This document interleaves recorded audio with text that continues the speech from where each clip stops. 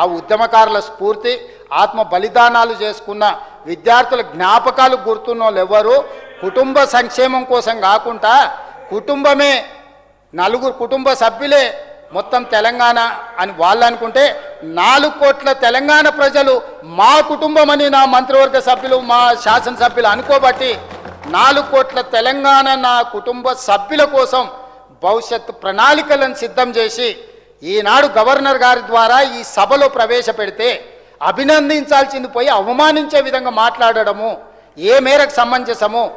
అంత అనుభవం కలిగిన మొట్టమొదటిసారి గవర్నర్ గారు తెలంగాణ తల్లిని ఆవిష్కరించుకొని సభలోకి వచ్చి జయ జయ హే తెలంగాణ గీతానికి లేచి నిలబడి గౌరవం ఇచ్చిన ఆ గవర్నర్ గారిని గౌరవించడానికి ప్రధాన ప్రతిపక్ష నాయకుడు సభకు హాజరు కాకపోవడాన్ని తెలంగాణ సమాజం నిశితంగా గమనిస్తుంది. నేను విమర్శ చేయదలుచుకోలేదు, కానీ బాధ్యత గుర్తు చేయదలుచుకున్న ప్రధాన ప్రతిపక్ష నాయకుడు గారికి, అధ్యక్ష, ఈరోజు తెలంగాణలో నిరుద్యోగ సమస్య అత్యంత కీలకమైన సమస్య. మేము నోటిఫికేషన్లు ఇచ్చినాం అంటున్నారు. 10 సంవత్సరాలు పడుతుందా అధ్యక్ష నోటిఫికేషన్ ఇచ్చి ఉద్యోగాలు నింపడానికి? తెలంగాణ పబ్లిక్ సర్వీస్ కమిషన్లో ఎలాంటి వాళ్ళని నియమించారు, ఏ రకంగా నియామకాల ద్వారా అక్కడ ఉండే క్వశ్చన్ పేపర్లు జిరాక్స్ సెంటర్లలో పల్లి బఠానీలలాగా ఏ విధంగా ఈరోజు అమ్మిండ్రో తెలంగాణ సమాజం అంతా చూసింది. ఏ నోటిఫికేషన్ ఇచ్చినా ఏ పరీక్షలు పూర్తి చేయలే. అందుకే రద్దయిన వాళ్ళు నోటిఫికేషన్ ఇచ్చే ఉద్దేశమే లేదు. ఇచ్చే ఉద్దేశమే ఉంటే నోటిఫికేషన్లు ఇచ్చిన 3 నెలల ఏ పరీక్షలైనా పూర్తి చేసి నియామకాలు చేపట్టవచ్చు, కానీ చేయలే. కానీ అదే కరీంనగర్లో వాళ్ళ బంధువు ఎంపీకి నిలబడి ఓడిపోతే ఎంబడే ప్లానింగ్ కమిషన్ వైస్ చైర్మన్ ఇచ్చారు.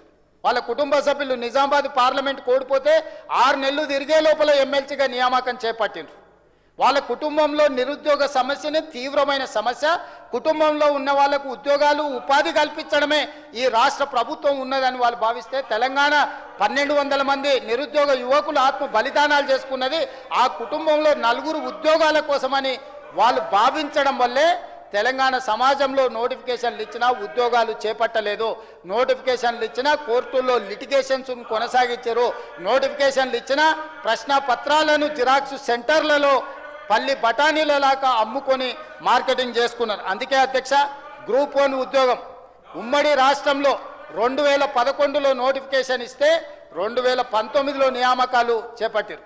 2017లో తెలంగాణ రాష్ట్రంలో నోటిఫికేషన్ ఇస్తే 2025 వరకు కూడా వాళ్ళు నోటిఫికేషన్లను నియామకాలను 2023 వాళ్ళు ఉన్నప్పటి వరకు కూడా నియామకాలు చేపట్టలేదు అధ్యక్ష. అందుకే గ్రూప్ 1కు సంబంధించి పాత నోటిఫికేషన్ను రద్దు చేసి కొత్త నోటిఫికేషన్ ఇచ్చి 562 పోస్టులను గ్రూప్ 1 ప్రిలిమ్స్ని, మెయిన్స్ని, పరీక్షల్ని, ఇంటర్వ్యూలను అన్నీ కంప్లీట్ చేసి శిల్పకళా వేదికగా నియామక పత్రాలు ఇచ్చినాం. ఇది కూడా వదిలినరా అధ్యక్ష? వివాదాలు, కోట్ల రూపాయలతో ఉద్యోగాలు అమ్ముకున్నారు. లేకపోతే ప్రశ్నపత్రాలు ఇవి అవి అని అంటే కోర్టు లాగిపెట్టి చెంపలు వాయించి ఇది సక్రమమైన ఇది మీరు కొనసాగించండి అంటే 562 మంది తెలంగాణ బిడ్డలు ఇవాళ తెలంగాణ పునర్నిర్మాణంలో భాగస్వాములు అయినరు, మున్సిపల్ కమిషనర్లు అయినరు, డిఎస్పీలు అయినరు. మా లక్ష్మణ్ చెప్తుండే 22 మంది డిఎస్పీలు ఈరోజు దళితుల పిల్లలు, ఇతరుల పిల్లలు ఈరోజు గ్రూప్ 1లో సెలెక్ట్ అయినరాడు. నేను మొన్న వాళ్లకు ట్రైనింగ్ ఇస్తే మరి చెన్నారెడ్డి మానవ వనరుల విభాగానికి వెళ్ళిన వాళ్ళని చూస్తే నాకు కడుపు నిండింది, సంతోషం అనిపించింది. కోర్టులకు వెళ్ళి న్యాయస్థానాలలో ప్రభుత్వం నిలబడి 562 మంది తెలంగాణ బిడ్డలను తెలంగాణలో అధికారులుగా నియమించినాం.